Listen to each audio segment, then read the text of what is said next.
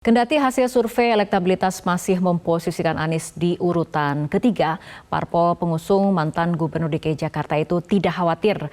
Wajar saja Anies berada di ranking 3 karena sudah 1 bulan lebih Anies tidak bergerilya. Beda halnya dengan Prabowo Subianto atau Ganjar Pranowo.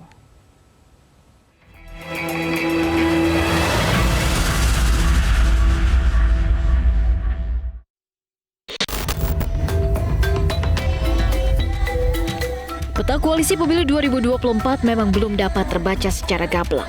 Meski demikian, nama capres dan cawapres selalu menarik perhatian. Elektabilitas mereka juga terus dimonitor partai politik.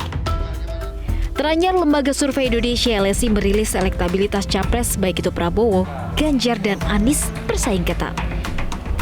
Adapun survei berdasarkan pertanyaan terbuka atau top of mind itu menempatkan Prabowo Subianto dengan perolehan 18,3%.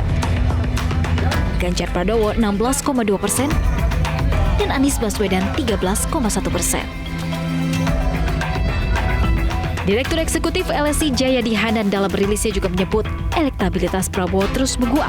Sementara Ganjar sempat mengalami penurunan di medio Februari-April, sedangkan Anies mengalami penguatan namun tidak setinggi Prabowo. Sebetulnya kalau dibandingkan dengan Januari itu cenderung mengalami penguatan. Cuman penguatannya tidak setinggi yang dimiliki oleh Pak Prabowo. Sehingga posisinya Pak Prabowo nomor 1, Pak Ganjar nomor 2, Pak Anies nomor 3 di sini.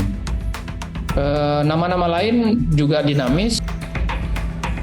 Kendati elektabilitas bakal calon presiden yang diusung oleh Partai Nasdem masih berada di bawah Prabowo dan Ganjar, namun Nasdem mengaku tak khawatir.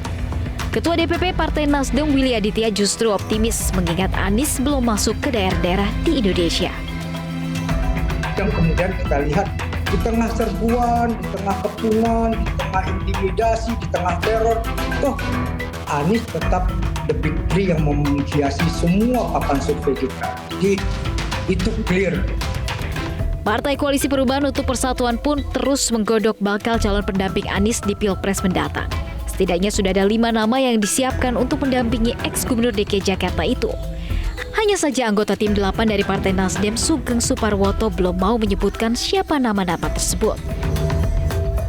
Menurutnya meski sudah ada 5 nama yang mengerucut, masih belum ada keputusan final. Pertimbangan dan peluang masih terbuka lebar. Panjang akan menunjuk beberapa orang menjadi kandidat-kandidat. Sekarang saya kuantifisir saja.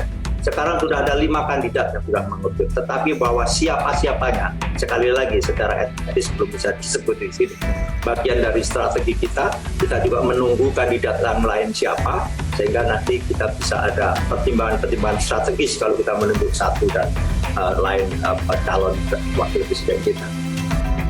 Sementara itu dalam rilis survei LSI mengenai elektabilitas calon wakil presiden.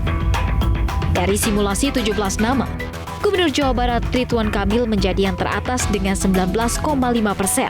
Disusul Sandiaga Uno, AHY, Erick Thohir, hingga Kofifa Indar Parawansa. Tim Liputan NCR.